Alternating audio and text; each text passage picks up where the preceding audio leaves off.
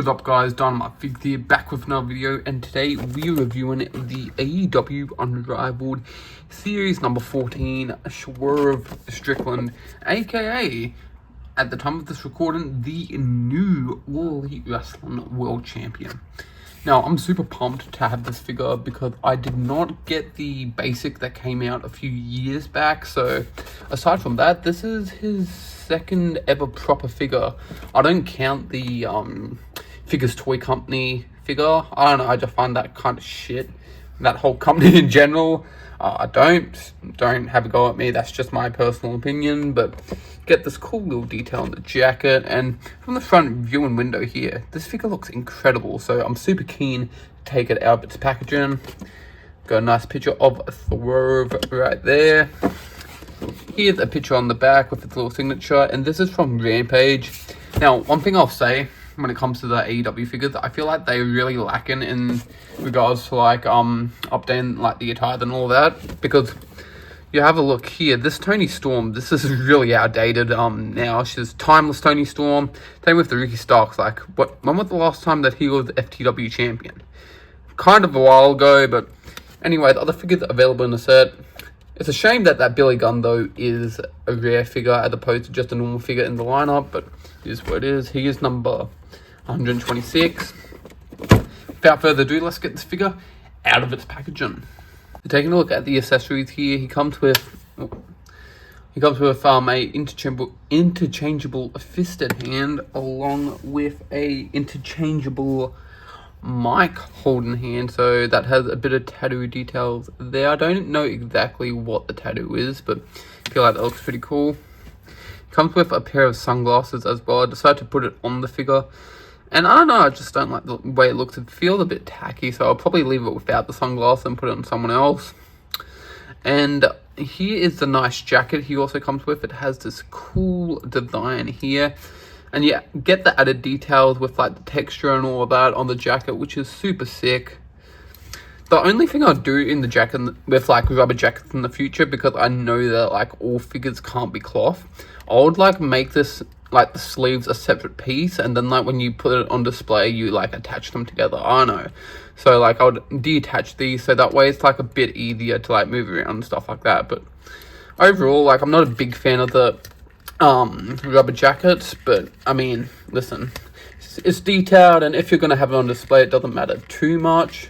So I'm probably going to display it with the jacket just because the jacket has a lot of detail on it, and I feel like it's a huge part of his entrance and all that. I'll say though, it's a bit hard to take this jacket off without trying to like damage the figure. I'll try and do it off camera. We finally got the jacket off, and that was one process. I honestly thought they were going to break the arms for a second. So what you need to do is actually take out the hands, and that way it's a bit easier to take off the jacket.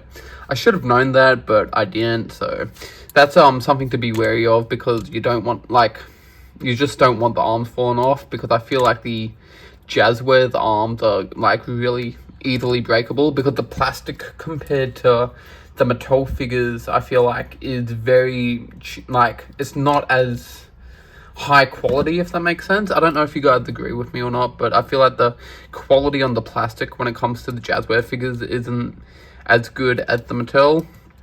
But nonetheless, we get this cool little chest tattoo. Is that meant to be like a skull or something like that? I don't know. Looks pretty cool anyways. God, I don't know what this is on the back. I'm not entirely sure of what that is, but that looks cool. Get his little arm tattoos here. Take a closer look at that, if the camera's picking that up. I love the tattoos down here with the little wings. I feel like that's pretty cool.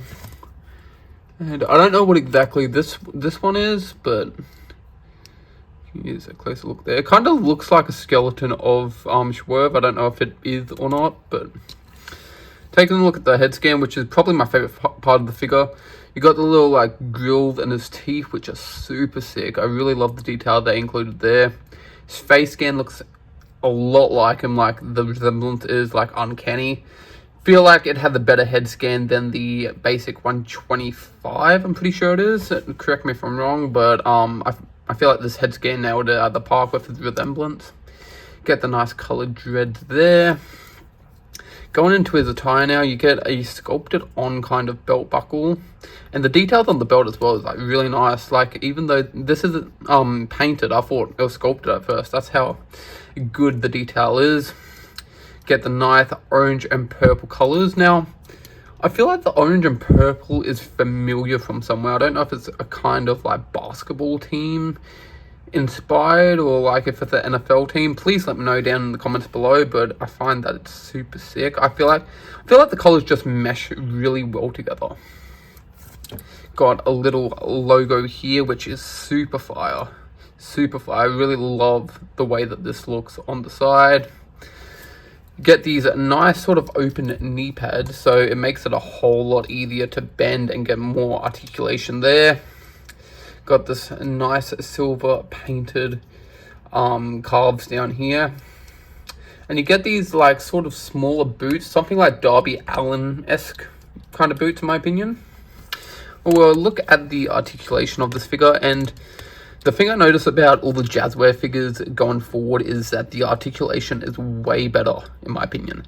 Because I remember when they first started doing figures, like when moving these kind of arms and stuff like that, when we had like the Semi-Guevara figures and all of that, very tight around the arms, as where nowadays feels it very smooth moving the arms.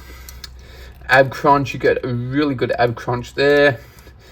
Knees kick up high, move, doesn't fully move back. That's due to like how they use like the plastic for the buttocks. Knees bend really well, so you can do that Swerve stomp onto his opponent. Overall, this figure's just highly incredible.